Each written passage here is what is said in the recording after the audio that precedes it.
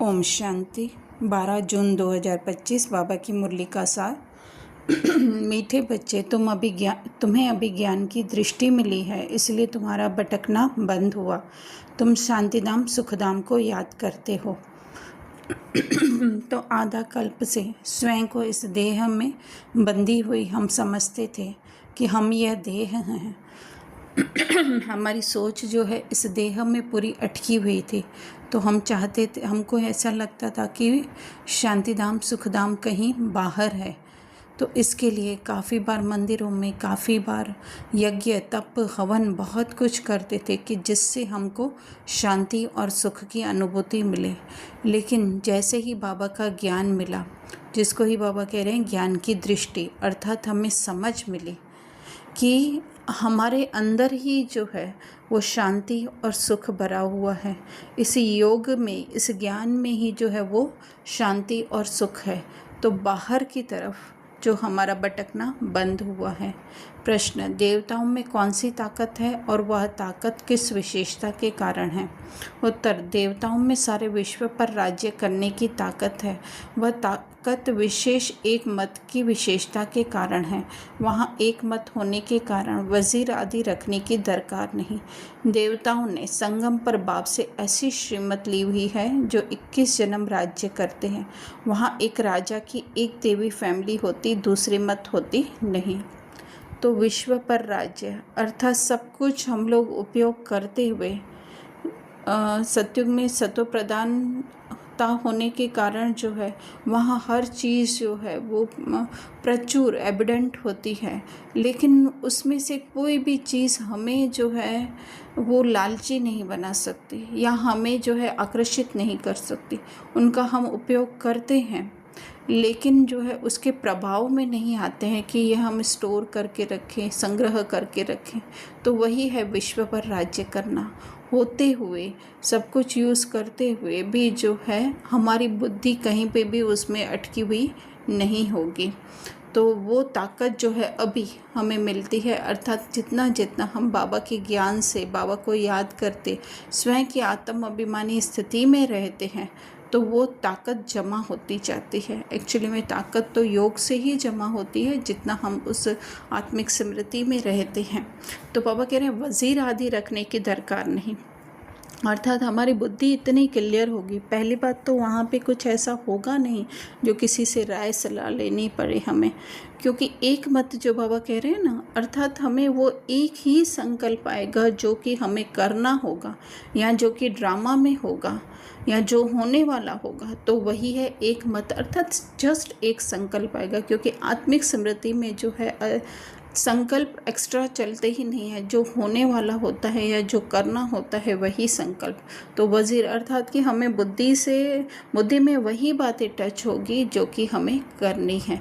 तो बाबा कह रहे हैं देवी फैमिली होती है एक राजा की, है ना, अर्थात कि बाहर रीति से तो हम देखें कि स्थूल फैमिली, लेकिन अंदर जो हमारी फैमिली है संकल्पों की, तो वो एक ही राजा की अर्थात आत्मा राजा की जो है वो फैमिली अर्थात संकल्प होते हैं।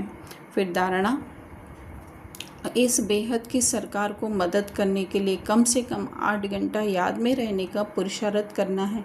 याद में जो माया विघ्न डालती है उससे घबराना नहीं है। तो बेहद की सरकार अर्थात कि वैसे तो बाबा हमारी सरकार हैं, लेकिन हमारे अंदर संकल्पों की भी जो इतनी सारी प्रजा बनी हुई है उसको भी जो है वो ईश्वरीय बनाने के लिए या फिर कहें एक ही आत्मिक धर्म में स्थित करने के लिए जो है बाबा के ज्ञान का हमें सिमरन करना है, या ज्ञान में जो हमें मत मिलती है उस पर हमें जो है वो चलना है। फिर माया विघ्न डालती है अर्थात कि बीच बीच में हमारा बुद्धि का अटेंशन जब हमारी सत्य आत्मा पर होता है तो बीच बीच में जो है बाहर के इल्यूशन, हमें जो बाहर जो है पूरी दुनिया हमें दिखाई दे रही है, जो कि एक भ्रम तो नहीं कह सकते, इल्यूशन है, जैसी दिखती है वैसी है नहीं। तो बाबा कह रहे हैं उससे घबराना नहीं है, क्योंकि काफ़ी बार क्या होता है हमारी बुद्धि उसमें संकल्पों विकल्पों में आ जाती है। तो इसलिए बाबा कहते हैं घबराना नहीं है। दूसरा, इस पुरुषोत्तम संगम युग पर ईश्वरीय संप्रदाय का ईश्वर के मत पर चलना है। कर्म करते हुए एक बाप की याद में रहने का अभ्यास करना है।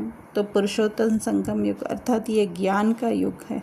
हमारा ज्ञान से जो है हम उस ऊंच स्थिति में, वो सिर्फ एक जो मैं हूँ, मैं करने वाला आत्मा, करने वाला तो नहीं पर एक्चुअली में आत्मा कुछ करती तो नहीं है, लेकिन फिर भी जो है वो मैं आत्मा उस सत्य स्वरूप में हमें जो है वो स्थिति में रहना है। उसके लिए जो हमें ये ईश्वरीय संप्रदाय के बने अर्थात हमें जो ये ज्ञान मिला है तो उसकी मत पर चलना है। और उसके लिए कर्म करते भी, क्योंकि इस ड्रामा में हमें कर्म करने के लिए मिले हुए हैं, तो वो करते हुए भी जो है अपनी बुद्धि का अटेंशन अपने सत्य स्वरूप आत्मा में रखने का अभ्यास करना है।